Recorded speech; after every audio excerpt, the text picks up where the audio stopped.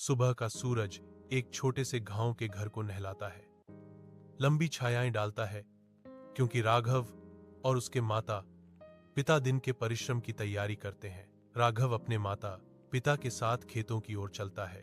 उगता सूरज सामने के रास्ते को रोशन कर रहा है। उसकी आंखें कुछ और चाहने का संकेत देती हैं। अंतहीन खेतों से परे एक जीवन, एक घिसा पिटा किताब उसके हाथ में कसकर पकड़ी हुई है, जो उसके छिपे हुए सपनों और आकांक्षाओं का प्रतीक है। संघर्ष राघव के चेहरे पर उभरता है, क्योंकि वह कर्तव्य और शिक्षा की तीव्र इच्छा के बीच संतुलन बनाता है। राघव एक किताब में डूबा हुआ बैठा है। मिट्टी के दिए की हल्की रोशनी घिसी हुई पन्नों को रोशन कर रही है और उसमें निहित ज्ञान को उजागर कर रही है। प्राचीन पुस्तकें उसके चारों ओर हैं। उनकी मौन उपस्थिति शांत रात में ज्ञान की उसकी प्यास को बढ़ावा देती है। मां की आवाज शांति में गूंजती है, बेटा, तुम थक गए होंगे, सो जाओ। अपनी आंखों को पन्ने पर टिकाए हुए राघव जवाब देता है। उसकी आवाज दृढ़ है, नहीं मां, मुझे पढ़ना है।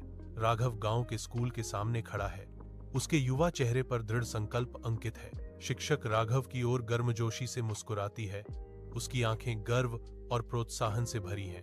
राघव, तुम बहुत चतुर हो, शिक्षक कहती हैं। उनकी आवाज वास्तविक प्रशंसा से गूंज रही है। एक दिन तुम जरूर सफल हो जाओगे, वह कहती है। उसके शब्द युवा लड़के के लिए आशा की किरण है। राघव की आवाज उसके दिमाग में गूंजती है, मैं निश्चित रूप से अपने माता पिता के सपने को पूरा करूंगा।